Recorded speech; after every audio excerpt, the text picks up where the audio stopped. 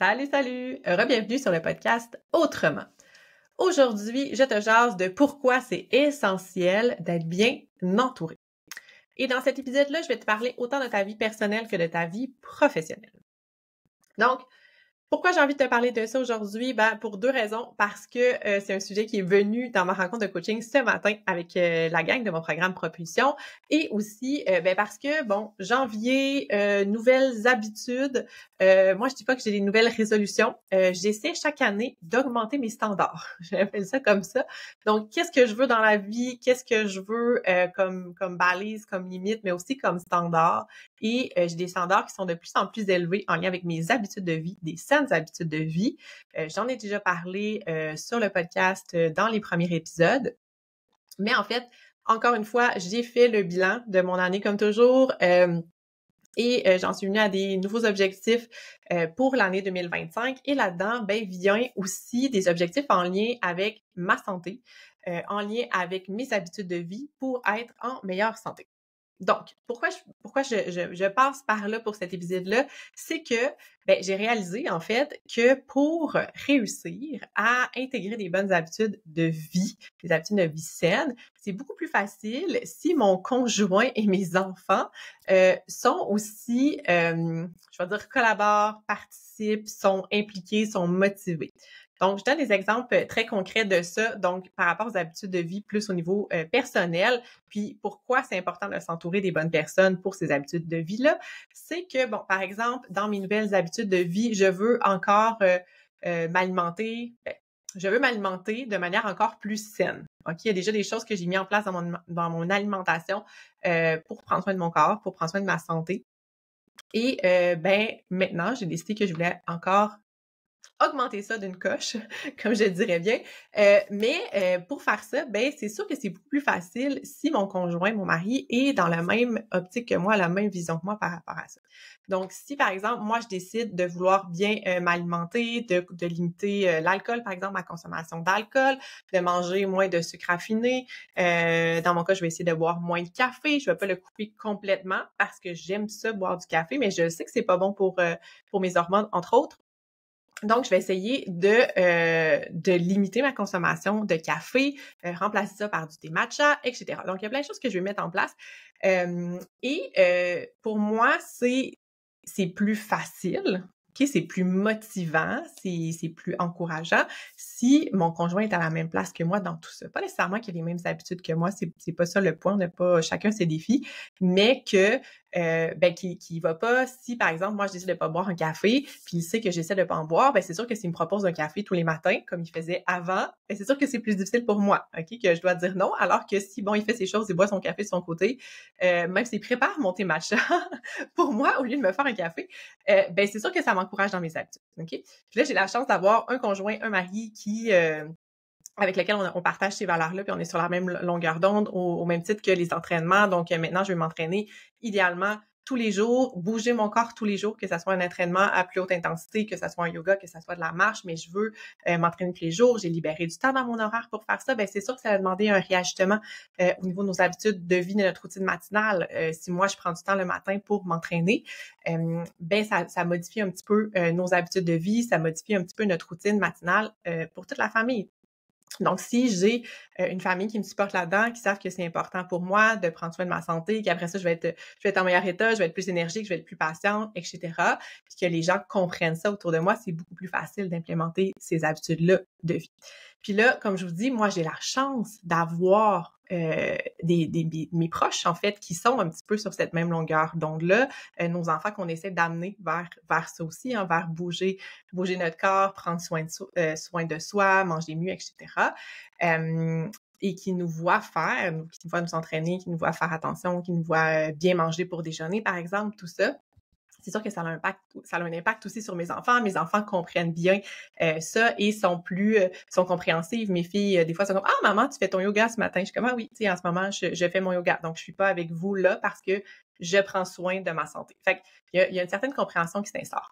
Si c'est pas le cas, parce que comme je dis, moi, j'ai la chance d'avoir ça, ça se peut que ça soit pas le cas pour toi, pour vous, essayez de voir, est-ce que vous pouvez aller chercher ce support-là ailleurs? Est-ce que vous pouvez, par exemple, dire, OK, ça, tu sais, pour moi, cette habitude-là, c'est important. Par exemple, pour moi, c'est important de bouger mon corps, de m'entraîner. Ça l'est pas nécessairement pour mon partenaire, mon conjoint, ma famille proche, dépendamment qui, mon colocataire à la limite, si vous êtes en colocation. De vous dire, OK, est-ce qu'il y a des personnes autour de moi? Est-ce qu'il y a une façon que je m'entoure de ces personnes-là qui vont m'aider à garder la motivation, mais aussi de parler de ça, de discuter de ces sujets-là. Je prends un exemple, ma sœur a fait du CrossFit avec son conjoint. C'est sûr qu'elle peut m'en parler parce qu'elle sait que j'ai un intérêt quand même pour ce qui est la santé physique, l'entraînement et tout ça, mais je suis pas dans cet univers-là, je comprends pas exactement.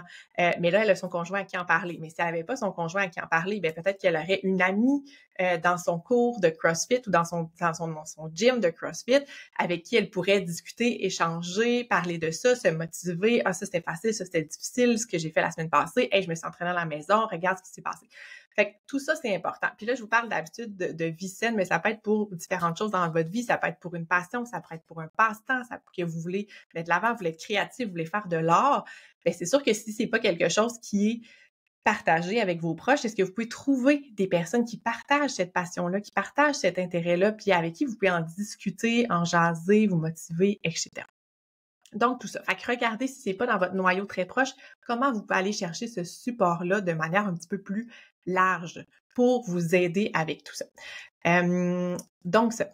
Voilà. Fait que ça, c'est plus pour le plan personnel. Fait que s'entourer des bonnes personnes. Des personnes, tu sais, on pourrait aller plus loin que ça. Là, je pourrais vous parler aussi des valeurs, des personnes qui ont les mêmes valeurs que vous.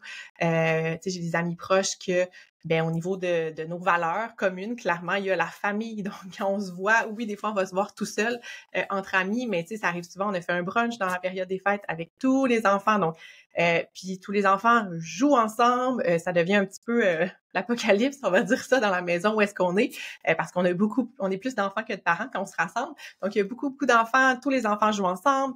Encore une fois, on les amène toujours jouer dehors parce que c'est important pour nous aussi, dans mon groupe d'amis, tout ça, aller dehors, pour le plein air, prendre l'air, tout ça.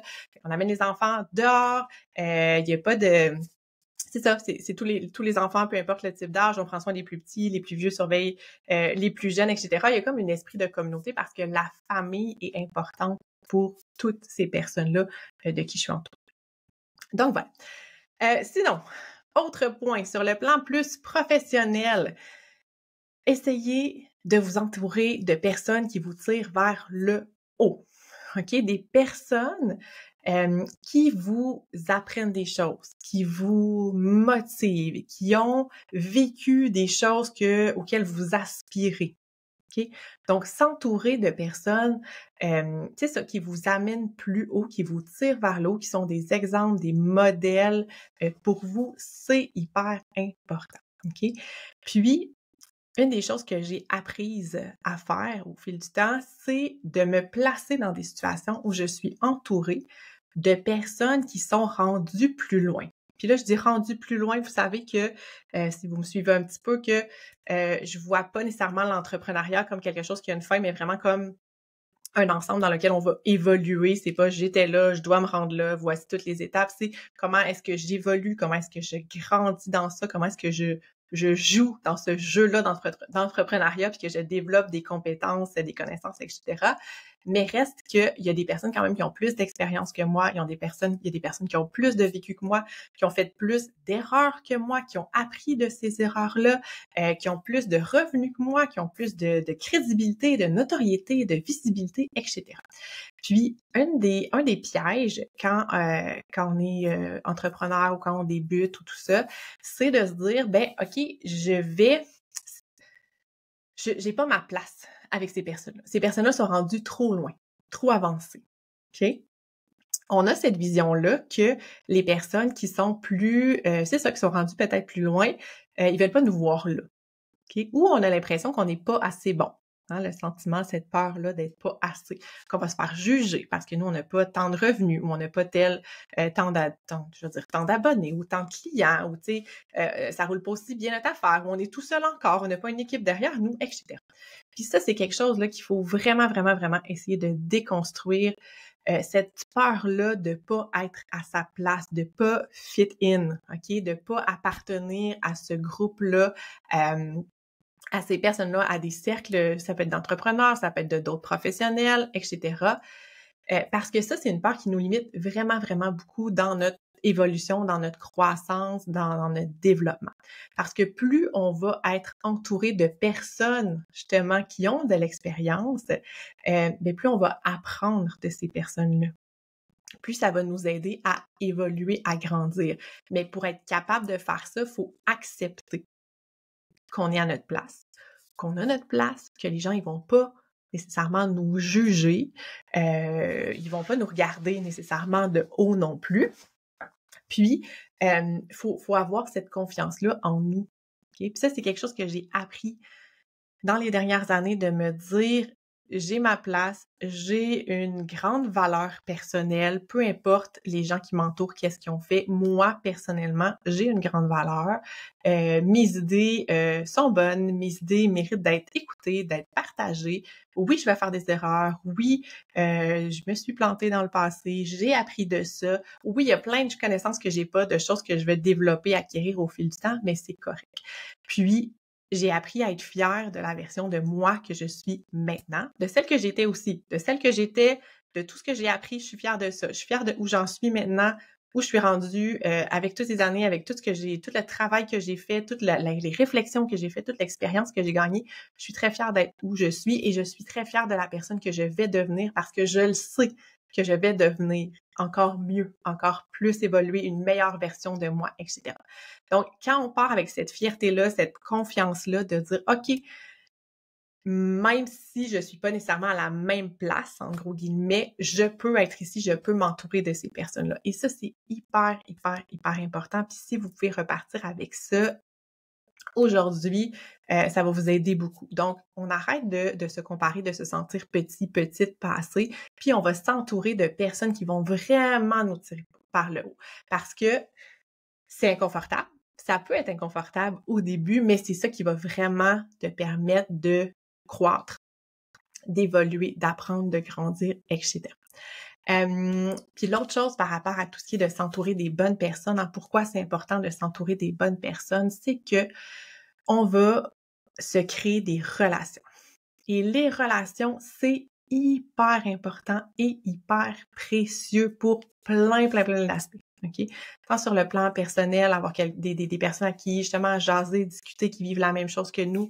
Ça peut être d'avoir des personnes dans différents milieux, dans différents horizons, vers qui on peut se tourner quand on a des questions. On peut avoir des gens dans notre entourage qui sont plus, je sais pas moi, plus spécialisés avec certains aspects plus techniques, technologiques, à qui on peut peut-être demander des questions, puis qu'eux peuvent venir vers nous pour certains autres aspects, mettons de la visibilité ou de, je sais pas moi, si on est habile à faire, je sais pas, des articles de blog, puis qu'on rencontre quelqu'un qui est plus habile, lui, avec tout l'aspect tech en arrière, ben peut-être que justement on peut échanger, on peut collaborer, on pourrait avoir des personnes dans notre réseau qui sont bons pour tout ce qui est visuel, puis qui vont voir des choses ou qui vont, tu sais, des gens qui sont complémentaires à nous. Ça peut être aussi des gens qui sont dans un autre métier, une autre profession. Donc, ce matin, justement, on parlait dans la rencontre de coaching avec une de mes clientes, de dire que c'était vraiment cool parce que à l'automne, dans le groupe, il y avait des personnes de différents horizons. Donc, il y avait des personnes, on avait une personne, mettons, une ergothérapeute, une travailleuse sociale, on avait des orthophonistes aussi parce que je suis encore bien connue dans mon monde, donc c'est plus des orthophonistes qui étaient mes clientes au départ. Mais il y avait vraiment des personnes de différents milieux, différents horizons, puis ça faisait en sorte que chacun a un peu sa perspective, sa façon d'apprendre, les autres professionnels qui fonctionnent pas tout exactement de la même façon. Donc, il y a des personnes qui travaillaient vraiment solo, il y a des personnes qui travaillaient plus dans une équipe, dans une clinique. Donc, on pouvait toutes mettre ces informations-là ensemble, on pouvait discuter, échanger, voir les différences, avoir d'autres perspectives. Puis en même temps, on se rejoint tous quelque part. Puis c'est ça qui est beau, puis c'est ça qui est intéressant, c'est que chacun a ses forces, chacun a ses connaissances, mais on est capable quand même d'avoir des discussions sur des sujets qui rejoignent tout le monde. Quand on parle, par exemple, là, je parlais de confiance en soi, je parle de justement de visibilité, d'avoir peur d'être jugé, d'avoir peur de manquer de ressources, etc. C'est des choses que la plupart des professionnels, des entrepreneurs vont vivre puis qu'on partage, mais en plus de partager ça, de se rassembler, de se retrouver avec ce genre de sujet-là, on a différents horizons, puis là, ça peut nous élargir justement nos propres horizons, de voir tout ce qui se passe dans les autres milieux, dans les autres professions, dans les autres types de services, que ça soit en lien avec l'entrepreneuriat, en lien avec d'autres professionnels, par exemple, de différents milieux. Et moi, ce que je vois, c'est qu'il y a beaucoup, beaucoup de références aussi qui se font d'un point de vue très financier, je vais dire ça comme ça, pas financier, mais tu sais, d'un point de vue vraiment très concret, pratico-pratique. Ben, tu sais, moi, il y a combien de personnes qui me disent « Hey, avec qui t'as fait affaire pour ton site web? Hey, je cherche quelqu'un pour m'aider avec tous mes visuels. Est-ce que tu connais quelqu'un? » Tout ça. Fait que, tu sais, à l'interne, on connaît beaucoup de personnes. Puis, tu sais, moi, si, avec toutes les clientes que j'ai rencontrées, hey, j'ai besoin j'ai des questions par rapport à l'alimentation de mon bébé. Ah, ben, tu sais, j'ai des nutritionnistes que je connais qui travaillent en pédiatrie. Fait que là, maintenant, j'ai comme plein de contacts, plein de réseaux. Puis, je sais qu'il y a plein de gens qui me réfèrent, hey, telle personne me parlait de toi. Hey, super, tu sais, j'ai quelqu'un que c'est une copywriter que j'ai rencontrée dans un groupe qui me référait son ami pour son enfant. Tu sais, ce genre de choses-là, ça se passe pour vrai. Puis si on crée des belles relations, des beaux réseaux avec plein de gens autour de nous, qu'on est là, qu'on collabore, qu'on participe, qu'on arrive là dans un esprit de coopération, de partage, d'échange, ben les gens apprennent à nous connaître aussi comme personnes, pas juste comme professionnels. Puis ça fait des beaux liens, des belles relations, puis un beau réseau de références, de contacts qui va nous suivre vraiment, vraiment très longtemps. Donc aussi pour cet aspect-là, c'est hyper important. Donc, petit wrap-up de ce que je voulais vous dire aussi. Pourquoi c'est important de bien s'entourer? Parce que les personnes qui nous entourent, en fait, vont avoir une grande influence sur notre capacité à, ça peut être intégrer de bonnes habitudes de vie, ça peut être de suivre une passion, ça peut être justement d'avoir la vie qu'on veut. Je vais résumer ça comme ça. Si on a des bonnes personnes autour de nous, qui nous ressemblent, qui nous poussent, qui nous motivent, ben ça va nous permettre d'avoir une vie qui est plus alignée puis qui ressemble plus à ce qu'on veut avoir. Fait que je t'inviterais à te poser ces questions-là dans ta vie, dans les personnes clés dans ta vie. Est-ce que les personnes qui sont autour de toi te soutiennent dans tes objectifs actuels? Est-ce qu'ils ont des valeurs similaires à toi? Est-ce qu'ils peuvent t'aider justement avec tes habitudes, à avoir des bonnes habitudes si c'est ce que tu souhaites? Puis, est-ce que ces personnes-là, dans ton entourage, autant pro que personnel, est-ce que ces personnes-là peuvent t'aider à te tirer vers le haut, à évoluer, à grandir, à croître? Si tu sens que il y a des aspects de ta vie pour lesquels les personnes, c'est pas eux qui peuvent t'aider avec certains aspects parce que ça se peut que tu partages des valeurs très communes, conjointes avec tes proches, en lien avec certains aspects de ta vie, mais que par rapport à tout ce qui est, mettons, entrepreneuriat, business, ben, c'est pas un domaine qu'ils connaissent et donc ils peuvent pas vraiment, ils peuvent te comprendre, mais ils peuvent peut-être pas t'amener plus loin à ce niveau-là, partager leur expérience passée, leur expertise, etc. Puis peut-être que tu as besoin d'aller t'entourer de d'autres personnes comme ça. Ou peut-être que, au contraire, dans ta vie, tu es entouré d'entrepreneurs, tu as une famille d'entrepreneurs, tout va bien. Mais bon, c'est pas des gens, par exemple, qui prennent soin de leur santé, puis pour toi, c'est très important. Donc, tu vas aller t'entraîner avec un groupe de personnes dans un gym parce que tu veux être entouré de gens pour qui la santé est importante. Donc, essaie de voir, prends le temps d'analyser c'est qui les gens autour de toi, est-ce que ça répond bien à tous tes besoins, puis si c'est pas le cas, où est-ce que tu peux aller chercher ce support-là, ce réseau-là, ces personnes-là qui peuvent t'aider, t'accompagner, t'entourer, etc. Donc, voilà, petit résumé donc de ce dont je voulais vous parler aujourd'hui. Pourquoi c'est important de s'entourer des bonnes personnes? Parce que c'est ce qui va nous aider à croître, grandir, évoluer, tant sur le plan personnel que sur le plan professionnel. Fait que je t'invite à faire une petite analyse des gens qui sont autour de toi dans ta vie. Est-ce que ces gens-là autour de toi, est-ce qu'ils te soutiennent dans tes objectifs, dans tes buts? Est-ce que c'est des gens qui peuvent t'aider à grandir, évoluer, croître? Puis est-ce que c'est vrai dans tous les aspects de ta vie? Est-ce que ça se peut que certaines personnes soient hyper stimulantes, aidantes, soutenantes pour certains pans de ta vie, mais pas pour d'autres parce que c'est pas quelque chose qui les rejoint, qui les touche, pour lequel ils ont vécu une expérience. Donc, c'est pour ça que plus on a de personnes autour de nous, ben plus on va plus on a de chance, en fait, de couvrir tous nos besoins, tant personnels que professionnels. Donc, et si tu te rends compte que c'est pas ça, tu sais, exemple très personnel, dans ma vie à moi, il n'y a pas beaucoup d'entrepreneurs autour de moi. Et donc, c'est important pour moi de créer des relations, de me créer un réseau d'entrepreneurs avec qui je peux discuter, avec qui je peux partager mon vécu, mon expérience, etc. Donc, essaie de voir dans ta vie, est-ce qu'il y a des endroits où tu n'as pas nécessairement ces personnes-là pour t'aider, te soutenir, te tirer vers le haut, puis comment est-ce que tu peux aller les chercher, où est-ce que tu peux les trouver, ces personnes-là, pour t'aider à grandir et à évoluer. Donc, je te laisse avec ça. Je vais laisser le lien des épisodes dont je t'ai parlé dans les notes, les épisodes sur les habitudes de vie puis sur les réseaux de contact. Entre autres, je laisse ça dans les notes d'épisodes. Et sinon, petite annonce, j'ai relancé les Midi Connexions. Donc, les Midi Connexions, c'est des rencontres entre professionnels, entre intervenants qui ont lieu les jeudis midi, une fois par mois. Je vais mettre aussi le lien vers la page où il y a tous les détails et les dates. Mais c'est vraiment des rencontres qu'on va faire ensemble pour échanger, discuter, collaborer, partager. J'ai vraiment envie de créer une communauté. J'ai vraiment envie que les gens se rassemblent, puissent partager leurs idées, leurs projets, qu'on se sente justement entouré, qu'on se sente qu'on n'est pas tout seul. Donc, j'ai relancé Midi Connexion. Ça avait lieu l'année passée. J'ai eu des demandes pour les relancer cette année et ça me fait grandement plaisir parce que j'adore ces moments-là d'échange, de discussion, de connexion. Donc, le prochain Midi Connexion, c'est le 16 janvier. Il va en avoir un aussi le 13 février, le 13 mars et bon, les autres dates sont à venir, vous les trouverez sur la page. Donc, vous pouvez participer à un Midi Connexion ou à toutes les Midi Connexions si ça vous tente.